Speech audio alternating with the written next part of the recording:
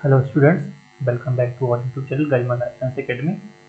इस लेक्चर पे हम बात करेंगे सेल कम्युनिकेशन में कॉलरा टॉक्सिन पाथवे। हमने प्रीवियस क्लास में हमने क्या देखा था, IP3 डायरेक्ट पाथवे और CAMP पाथवे हमने प्रीवियस लेक्चर में देखा था। ये जो है ये डिफरेंट टाइप ऑफ GPCR के पाथवेज हैं जो हम 1 बाय 1 एक लेक्चर में हम देख रहे हैं। तो इस लेक्चर में हम देखेंगे ये हमारा 3rd नंबर जो पाथवे है cholera toxin pathway. Without delay हम पढ़ते हैं what is cholera toxin pathway. Cholera is a bacterial disease usually spread through contaminated food or water. तो जो हमारा ये कॉलरा है ये एक बैक्टीरियल डिजीज है जो कैसे फैलता है, कंटामिनेटेड फूड और वाटर से ये हमारा फैलता है। जो कॉलरा है, cholera causes severe diarrhoea and dehydration. जो कॉलरा जब हमें हो जाता है तो क्या होता है, सीवियर डायरिया होने लगता है और डिहाइड्रेशन मीन्स वाटर का लॉस और फ्लूइड का लॉस होने लगता है और लूज मोशन होने लगता है। तो जो ये है कॉलरा है ये किससे होता है, जो हमारा बैक्टीरिया है विब्रियो कॉलरी, उस बैक्टीरिया के द्वारा ये होता है। जो बैक्टीरिया है वो हमारा फूड और वाटर में, ये कंटामिनेटेड फूड और वाटर में ये ग्रो करता है और हमें इन्फेक्ट करता है, तो हमें कॉलरा हो जाता है। तो थोड़ा इसके बारे में देखते हैं कि विब्रियो कॉलरी क्या है। Vibrio cholerae is a species of gram negative bacteria. जो विब्रियो कॉलरी है ये ग्राम नेगेटिव बैक्टीरिया है। फैकल्टेटिव एनारोब्स है, मीन्स इसको ऑक्सीजन नहीं चाहिए, ये एनारोबिक कंडीशन में ग्रो करता है। एंड कामासेप बैक्टीरिया, तो जो विब्रियो कॉलरी है gram negative facultative anaerobe and comma shaped bacteria है। It attacks the wall of small intestine and causes the diarrhoea and vomiting. जो विब्रियो कॉलरी है ये स्मॉल इंटेस्टाइन के वॉल पे अटैक करता है और क्या करता है, वहां से वॉल को ब्रेक कर देता है और डायरिया और वॉमिटिंग और फ्लूइड लॉस हमारी बॉडी से होने लगता है। Cholera toxin also known as choleragen and sometimes abbreviated to CTX, capital T small x CTX और capital CT is an AB5 multimeric protein complex. जो कॉलरा टॉक्सिन है वो AB5 मीन्स दो सब यूनिट हैं A एंड B, और जो B वाला है 5, उसके मल्टीमेरिक प्रोटीन कॉम्प्लेक्स होते हैं। Secreted by the bacterium Vibrio cholerae. जो विब्रियो कॉलरी जो बैक्टीरिया है वो इस टॉक्सिन को सिक्रेट करता है। तो जो हमारा ये है, ये डायग्राम है, ये हमारा कॉलरा है, ये जो बैक्टीरिया है ये विब्रियो कॉलरी बैक्टीरिया है और जो टॉक्सिन प्रोड्यूस करता है वो विब्रियो कॉलरी टॉक्सिन प्रोड्यूस करता है। तो ये हमारा ये स्ट्रक्चर है विब्रियो कॉलरी का। What is cholera toxin? Cholera toxin क्या है? Cholera toxin also known as choleragen and sometimes abbreviated CTX is an AB5 oligomeric multimeric protein complex secreted by Vibrio cholerae bacterium। जो ये bacteria होता है वो secrete करता है इसको, ये AB5 ओलिगोमेरिक मल्टीमेरिक प्रोटीन कॉम्प्लेक्स होता है। CTX is responsible for massive watery diarrhoea. जो ये CTX क्या है, किसके लिए रिस्पॉन्सिबल है? मैसिव वाटरी डायरिया होने लगता है इसके इन्फेक्शन से। कैरेक्टरिस्टिक्स ऑफ कॉलरा इन्फेक्शन, ये जो हमारा वाटरी डायरिया और मैसिव जो डिहाइड्रेशन होता है ये इसका फीचर है कॉलरा इन्फेक्शन का। अगर ये सब हमें हो रहा है तो हम ये कह सकते हैं हमें कॉलरा का इन्फेक्शन हुआ है। It is a member of heat labile enterotoxin family. जो हमारा कॉलरा टॉक्सिन है वो हीट लेबाइल है, एंट्रोटॉक्सिन फैमिली है। तो हमारा जो ये कॉलरा टॉक्सिन है वो हीट लेबाइल एंट्रोटॉक्सिन फैमिली से बिलोंग करता है। Single copy of A subunit enzymatic and 5 copies of B receptor binding denoted as AB। तो जो हमारा ये A सब यूनिट है वो सिंगल कॉपी का होता है जो एंजाइमेटिक फंक्शन परफॉर्म करता है, और जो हमारा ये B है वो 5 कॉपीज का बना होता है, उसके 5 कॉपीज होते हैं। जो B होता है वो रिसेप्टर बाइंडिंग में हेल्पफुल है और उसको बोलते हैं AB, टोटल को AB हम डिनोट करते हैं कॉलरा टॉक्सिन को। तो पहला जो है वो एंजाइमेटिक एक्टिविटी परफॉर्म करता है, जो दूसरा सब यूनिट है B उसके 5 कॉपीज होते हैं, वो रिसेप्टर बाइंडिंग में हेल्प करता है। तो हम इसमें देखेंगे mode of action of cholera toxin. जो कॉलरा टॉक्सिन है वो कैसे मतलब एक्शन करता है, उसका मोड ऑफ एक्शन क्या है? लिगैंड, जो हमारा ये लिगैंड होता है वो कॉलरा टॉक्सिन ही होता है। इसका रिसेप्टर क्या है? गैंग्लियोसाइड। ये किस रिसेप्टर से बाइंड करता है? हमारे ऑलिगोसैकेराइड्स में, ये जो हमारे कार्बोहाइड्रेट होते हैं उसमें गैंग्लियोसाइड से ये बाइंड करता है। जो टारगेट सेल होता है ये क्या होता है, मतलब किसको ये टारगेट करता है? Intestinal epithelial cell. तो जो ये टारगेट सेल क्या होता है, किसको इफेक्ट करता है? इंटेस्टाइनल एपिथेलियल सेल को इफेक्ट करता है। On which gangliosides receptor is present. तो जो इंटेस्टाइनल एपिथेलियल सेल होता है उसके ऊपर ही ये हमारा गैंग्लियोसाइड का रिसेप्टर प्रेजेंट होता है, उससे ये कॉलरा टॉक्सिन जाकर के बाइंड करता है। Ganglioside are present and concentrated on surface. तो जो गैंग्लियोसाइड होता है वो सरफेस पे, इंटेस्टाइनल एपिथेलियल सेल के सरफेस पे पाया जाता है।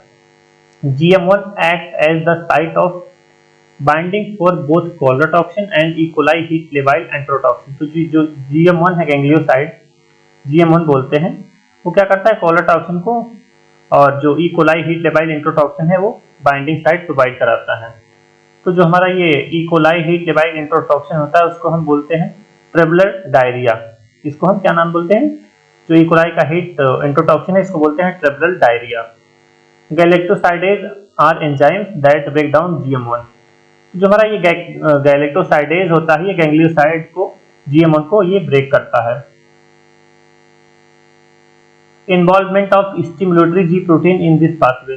तो जो हमारा ये कोलेराटॉक्सिन पाथवे होता है इसमें GS मतलब जो हमारा प्रोटीन है GS प्रोटीन है, GS अल्फा प्रोटीन इसमें इन्वॉल्व रहता है जो स्टिमुलेटरी होता है।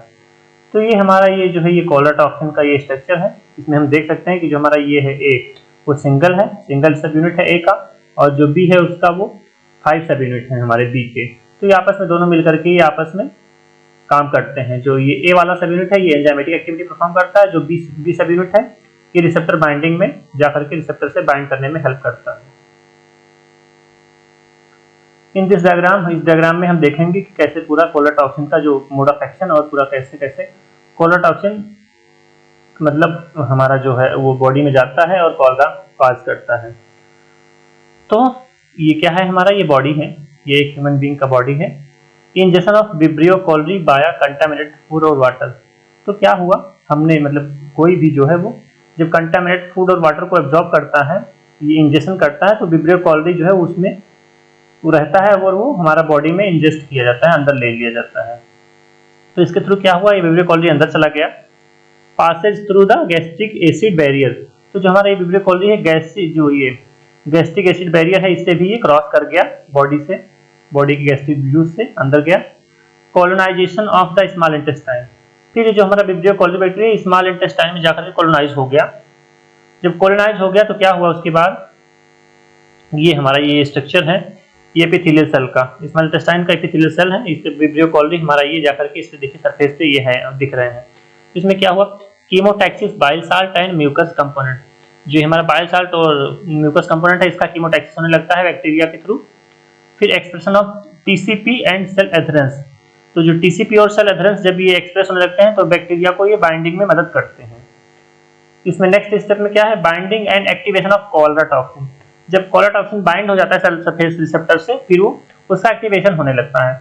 जब उसका एक्टिवेशन हो जाता है तो फिर फर्दर क्या होता है डिटेल में, ये जो हमारा ये व्यू है एपिथेलियल सेल वाला छोटा, जो इसको हम पूरा इनलार्ज व्यू इधर दिखाया गया है, तो इसमें हम देखेंगे। तो पहले क्या हुआ, इधर देखेंगे, इससे हमारा जो एपिथेलियल सेल है उसका सरफेस है ये हमारा कोलेराटॉक्सिन है, ये इसका दोनों सब यूनिट CTA, कोलेराटॉक्सिन A, कोलेराटॉक्सिन B। ये ऊपर वाला है A सब यूनिट, ये B सब यूनिट पेंटामेरिक है। तो ये ऐसा सब यूनिट था। फिर सेल सरफेस पे उसके रिसेप्टर से GM1 गैंग्लियोसाइड रिसेप्टर इंटरनलाइजेशन। तो गैंग्लियोसाइड का जो रिसेप्टर था उससे ये बाइंड किए, और जो ये है लिगैंड का इंटरनलाइजेशन हो गया, एंडोसाइटोसिस हो गया। एंडोसाइटोसिस के थ्रू ये हमारा अंदर आ गया, इंटरनलाइज हो गया। फिर ये एंडोसोम बन गया। एंडोसोम मतलब कि हमारा जो ये लिगैंड है वो अंदर में एक कोट की तरह एंडोसाइटोस हो गया, उसको बोलते हैं एंडोसोम, कि अंदर में वो अंदर चला गया, इंटरनलाइज हो गया। फिर क्या हुआ, वेसिकल मीडिएटेड ट्रांसपोर्ट। अब ये वेसिकल में है, वेसिकल का ट्रांसपोर्ट किया गया अंदर गोल्जी के पास। जब ये गोल्जी के पास गया तो डायरेक्ट ट्रैफिकिंग इसकी हुई, मतलब अनकोटिंग हो गया और हमारा लिगैंड बाहर आ गया।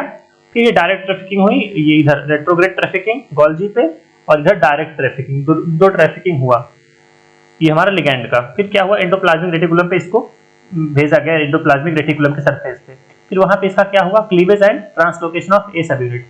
फिर क्या हुआ, जो हमारा ये A और B सब यूनिट आपस में जुड़े हुए थे, इस पे क्लीवेज हो गया, A सब यूनिट अलग हो गया और उसका एक्टिवेशन हुआ, B सब यूनिट से अलग हो गया। ये जो हमारा रेड कलर का है ये हमारा A सब यूनिट है।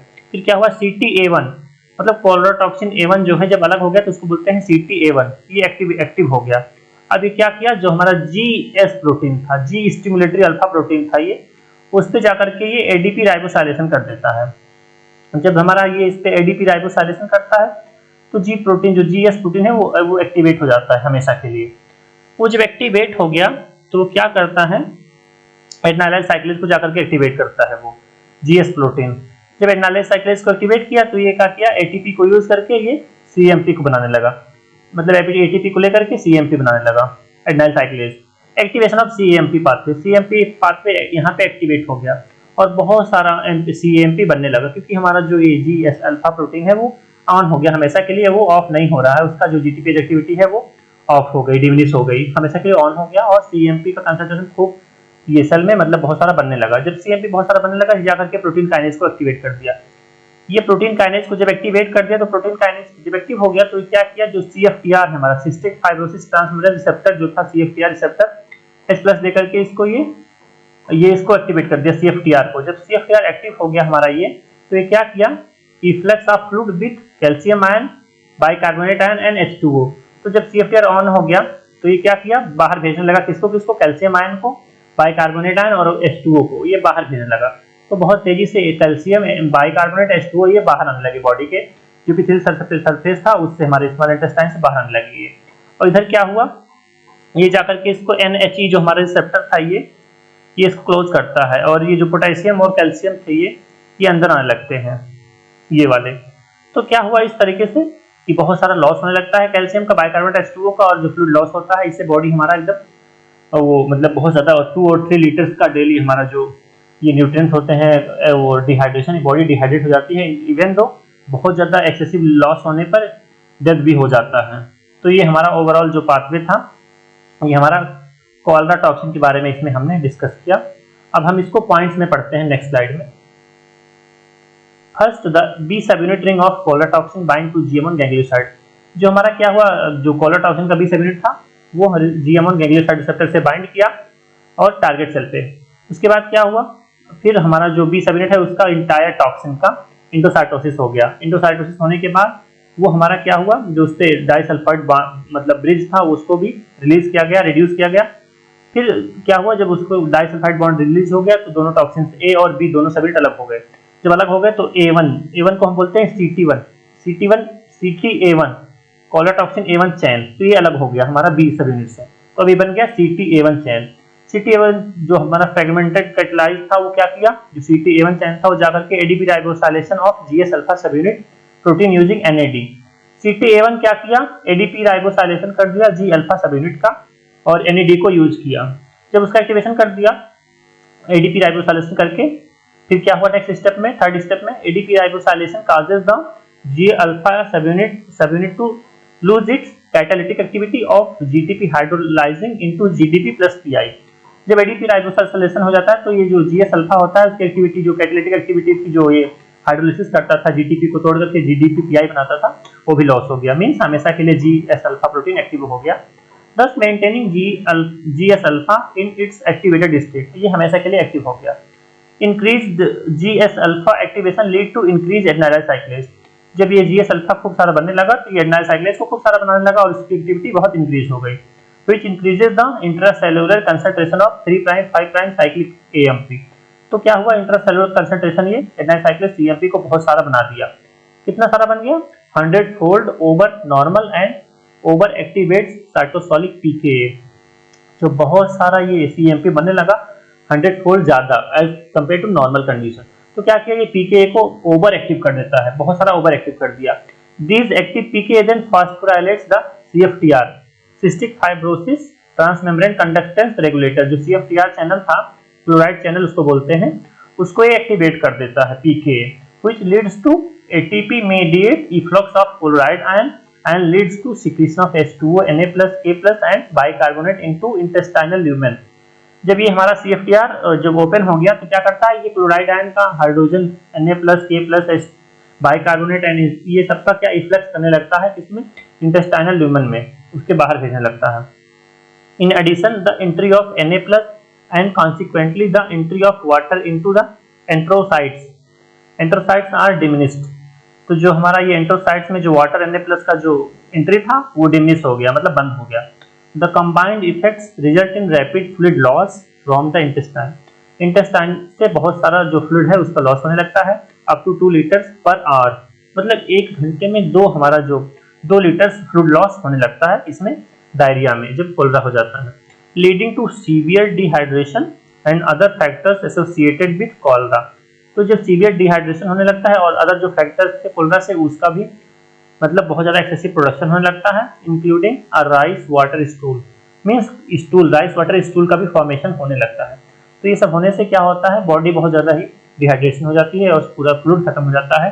और इवन दो अगर इसको ट्रीट नहीं किया गया तो मतलब आदमी का डेथ भी हो जाता है, मतलब डेथ हो जाती है। तो इसमें हमने पूरा इस लेक्चर में हमने क्या देखा कि कॉलरा टॉक्सिन क्या है, वो उसके क्या सब यूनिट होते हैं, 2 सब यूनिट होता है ए और बी। जो बी सब यूनिट है उसके 5 पेंटामेरिक होता है, 5 सब यूनिट होते हैं। ए जो होता है सिंगल होता है, ए जो होता है वो एंजाइमेटिक एक्टिविटी परफॉर्म करता है, जो बी है वो रिसेप्टर से बाइंड करता है। तो रिसेप्टर क्या था उसका, जो गैंग्लियोसाइड है, GM1 बोलते हैं, और जो लिगेंड था वो कॉलरा टॉक्सिन इटसेल्फ, वही लिगेंड का काम करता है। टारगेट सेल क्या होता है, जो इंटेस्टाइनल एपिथेलियल सेल होते हैं उस पर जाकर के बाइंड करता है। बाइंड होने के बाद इसका इंडोसाइटोसिस होगा, इंटरलाइजेशन हो जाता है। इंटरलाइजेशन होने के बाद ये क्या करेगा, जो GS अल्फा 7 है उस पर ADP राइबोसाइलेशन करके उसकी एक्टिविटी को हमेशा के लिए ऑन कर देता है, मतलब वो कभी ऑफ ही नहीं होता। जब ऑन हो गया तो बहुत ज़्यादा CMP को बनाने लगता है। CMP को मतलब एडेनाइल साइक्लेज के थ्रू CMP का प्रोडक्शन खूब हो गया। जब CMP खूब बनने लगता है इंट्रासेल कंडीशन में, तो CMP क्या करता है, जाकर के PKA को एक्टिवेट कर देता है। जब PKA एक्टिवेट हो गया, जाकर के वो हमारा CFTR जो चैनल था उसको एक्टिवेट कर देता है, और उससे क्या होता है, एक्सिव लॉस होने लगता है, कैल्शियम आयन, हाइड्रोजन बाइकार्बोनेट और इसका सबका वाटर का लॉस होने लगता है, और 2 लीटर्स पर आवर लॉस होता है फ्लूइड्स का। इसके बाद क्या था, बॉडी डिहाइड्रेट हो जाती है, और बहुत ज़्यादा जब लॉस हो गया पूरे, मतलब कुछ रह ही नहीं गया बॉडी में, तो डेथ भी हो सकता है। तो ये बहुत ज़्यादा ही मतलब बहुत ही टेरेबल कंडीशन हो जाता है। तो इसमें हमने यही सब देखा। फिर लास्ट में हमने डायग्राम में देखा कि वो कैसे परफॉर्म करते हैं और कैसे उसका एक्शन देखा जाता है। ये सब हमने इस लेक्चर में देखा। तो I hope you guys you understand cholera toxin. आप अच्छे से कॉलरा टॉक्सिन को समझ गए होंगे और कॉलरा कैसे होता है वो भी समझ गए होंगे, और जो बैक्टीरिया ये है उसका भी आपने काफ़ी अच्छे से देखा कि ये विब्रियो कॉलरी है, यही कॉलरा टॉक्सिन को मतलब प्रोड्यूस करता है, और कॉलरा इसी के थ्रू कॉज होता है, और जो सोर्स है वो कंटामिनेटेड फूड है, कंटामिनेटेड वाटर से कॉलरा होता है। तो मतलब हमने इसमें मतलब हमने ट्राई किया कि आपको अच्छे से हम एक्सप्लेन कर पाए कॉलरा टॉक्सिन क्या होता है और कॉलरा क्या होता है, कैसे होता है, और उसका पूरा एक्शन इसमें हमने समझा। If you like my YouTube channel, my notes, lectures, you can share, subscribe, like my YouTube channel, Garima Life Science Academy.